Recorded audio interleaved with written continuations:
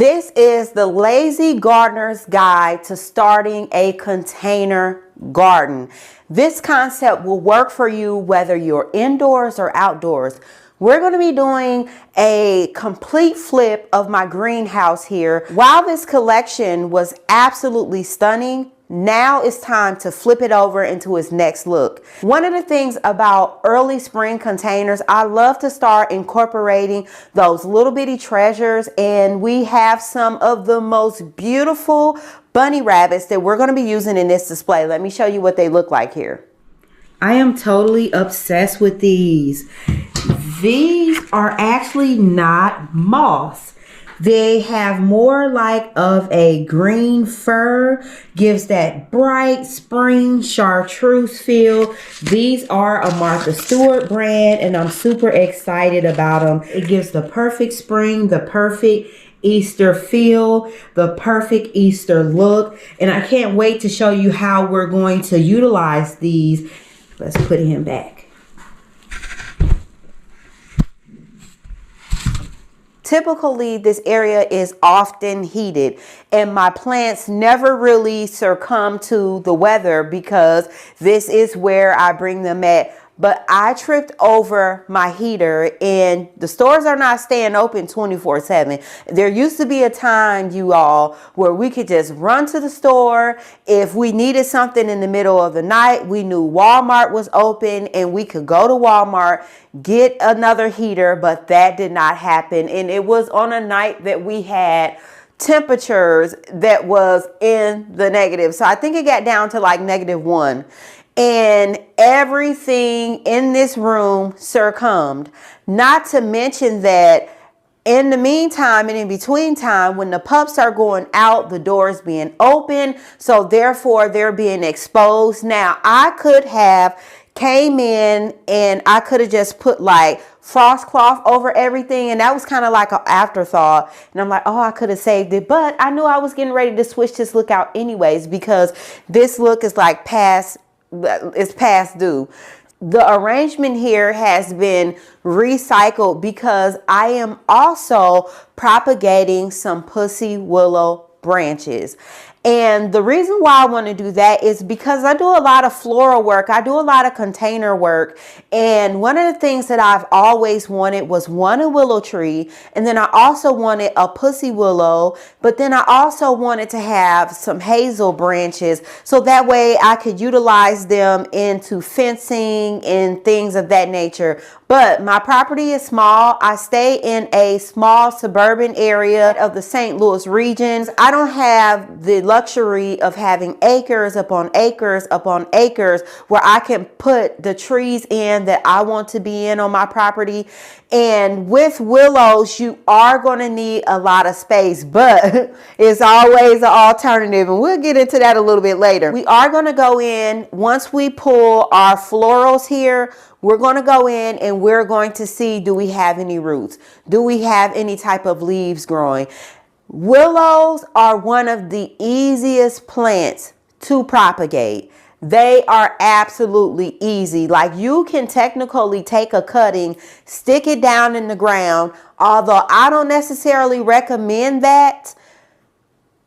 And that's for a couple of reasons. Because if you live in an area that dries out, your willows are going to want to go searching for water. So for me, I would want to plant my willows. If I had like acreage upon acreage upon acreage, I would plant them in a boggy, soggy area, or I would plant them on the edge of my property because those roots are going to go searching for water.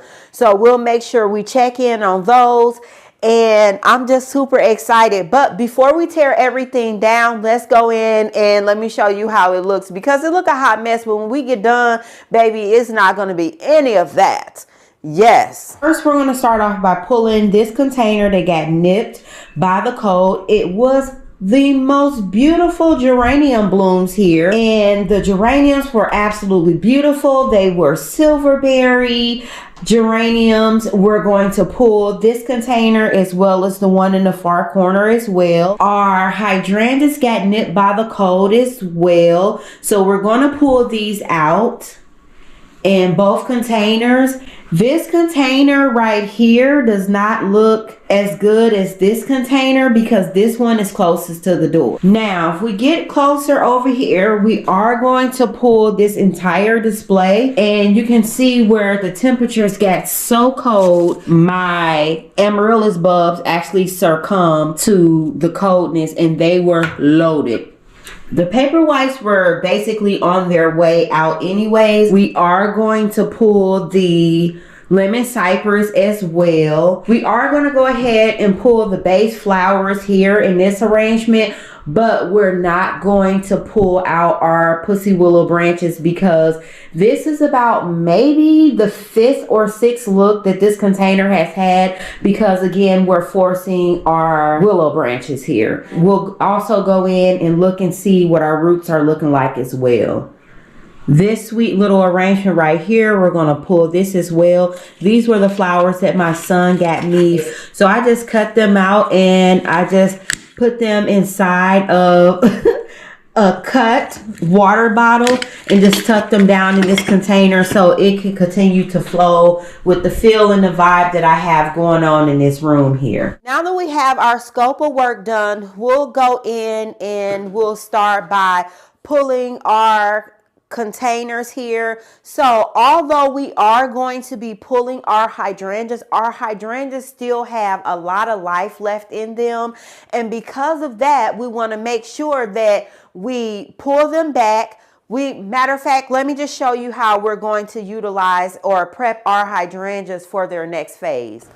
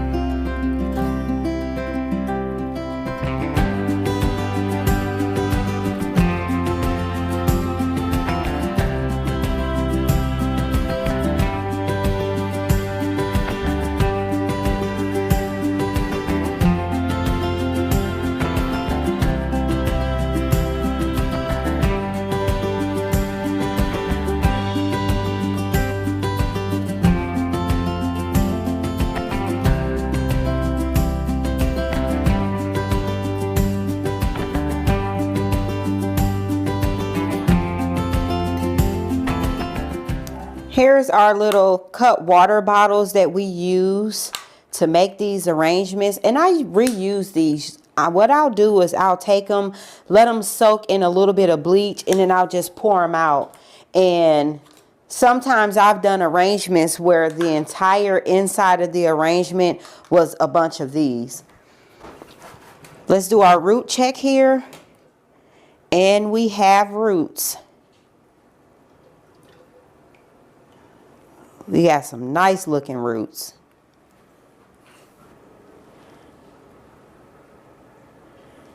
See, we got some nice roots, and we also have some foliage that's starting to grow as well.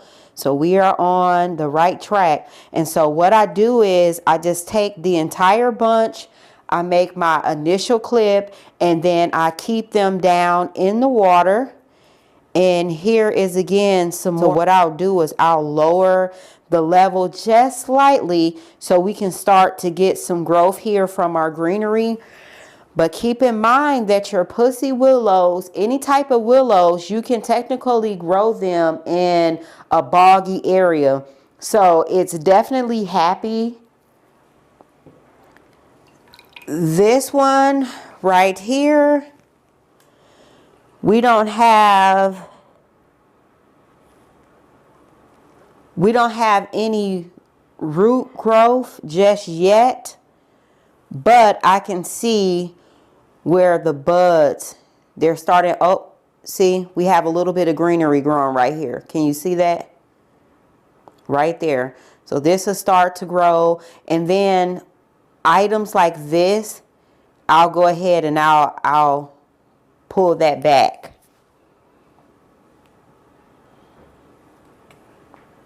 Yep.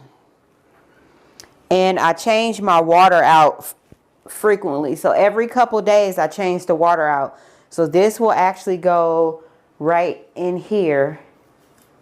And this is how I've been kind of just disguising it. That way it's out of the way and it doesn't get knocked over, because I definitely want success with my willow branches. Look at all of this dust.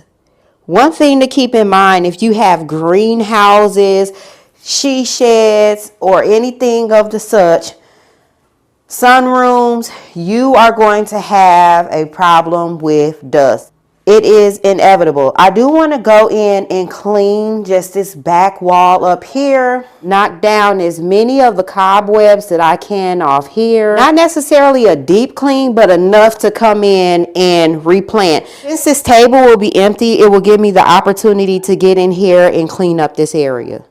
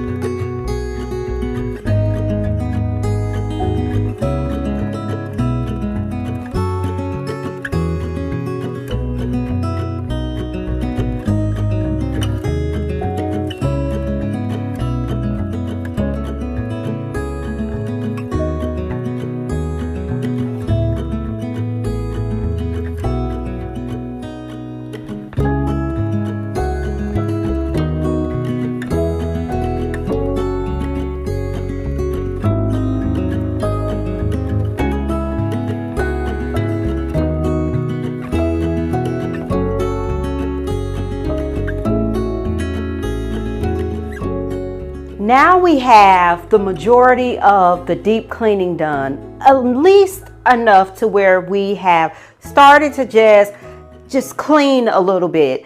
Now, what we're going to do next is we're going to start to get some plants in these containers here, because the method that I want you to realize is that once you get your containers the way that you want them to be, and what I mean by that is you have your collection of containers, then you swap them out from season to season. It's super easy. That's why I call it the lazy method, because it's you don't really have to think about it. I want to get some type of plants in this area here and get another collection of plants going for the spring. So we had our transitional color. Now we're going to move into more of like our spring color that will adorn this room until we put our next look in here.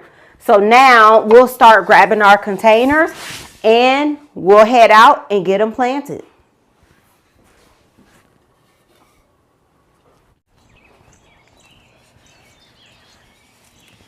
Here's the first two plants that we're going to start to incorporate into this area. I'm super excited because I am on a mission to try to get as many topiary, if you will. So I have these beautiful willows here, and what I like about them is they're small.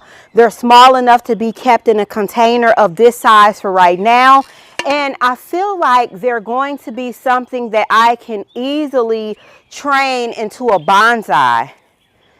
And I acquired these shortly after Valentine's Day. First, they were just full of just catkins. So they've been sitting waiting to be planted, and so I think now is the best time for us to get them out of the plant can. Now for these containers, we are going to use a little bit of biotone because we want to make sure that we acclimate them well, and then we're going to have to rough them up in order to get out the cocoa coir mulch that they placed on top of them. And if you get in close, you can see they're already starting to stick to it. But I think it's going to make a beautiful addition in that room, and I'm just super excited to use these.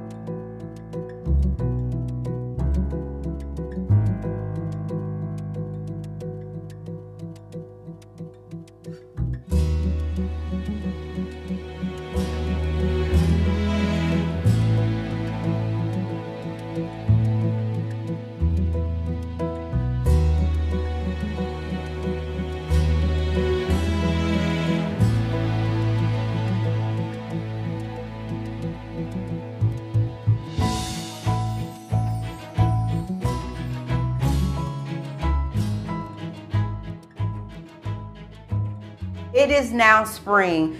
And a lot of times, as some of my good girlfriends, you'll see where they have like faux floral in the springtime. And I want you to know, baby, these is coming right up from the soil, okay? And if we dig down deep in there, you will definitely see some bulbs. And if we dig a little bit deeper, you will definitely see the roots. So let's get these beauties in place.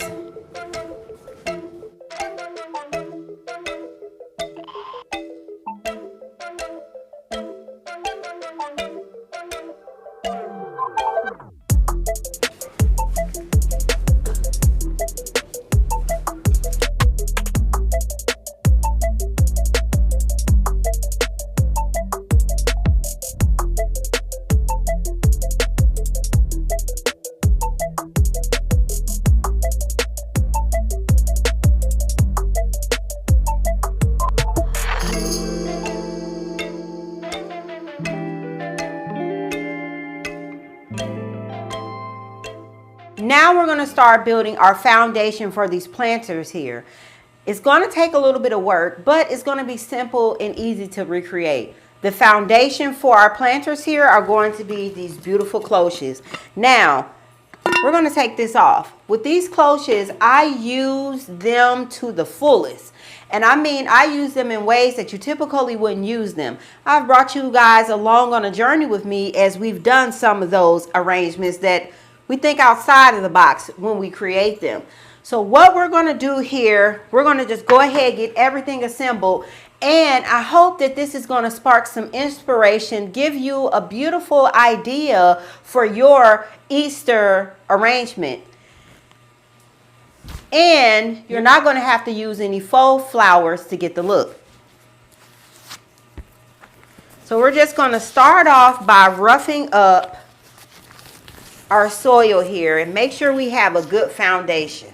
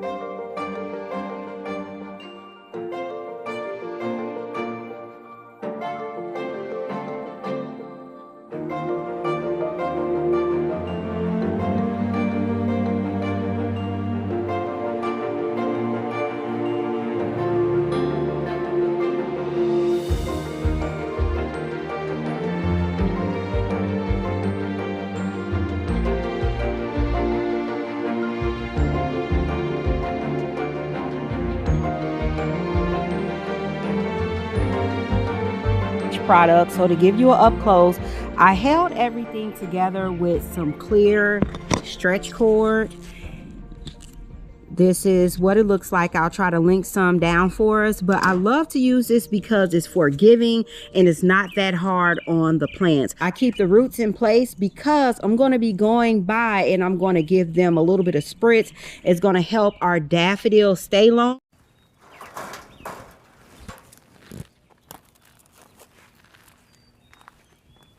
This is what they look like. You can definitely use these for a door, but we're using them for something else.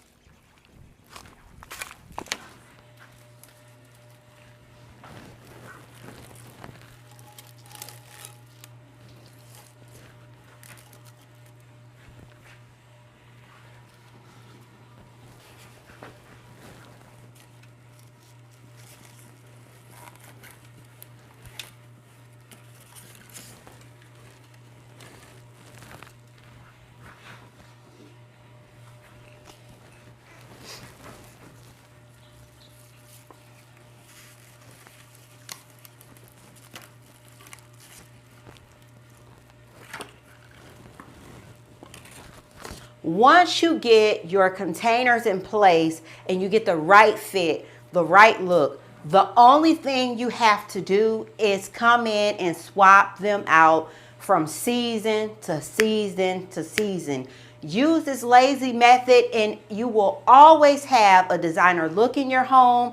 And I like to call it Lazy Gardener's Guide to Starting Containers because it is absolutely so easy. And you see how in this area here, I first had one situation, I pulled it away. When I plant it up later, I can place it back and it's mindless. For example, I had a hydrangea that was adorning this table over here. I can pull it back, take it away. But as long as I keep that rhythm and that flow, I bring one out, I change one in, you'll always have a look. And do the same thing in your garden. Drop down in the comment box. Please let me know what you think about these arrangements. What do you think about our beautiful willow tree? I'm super excited about that.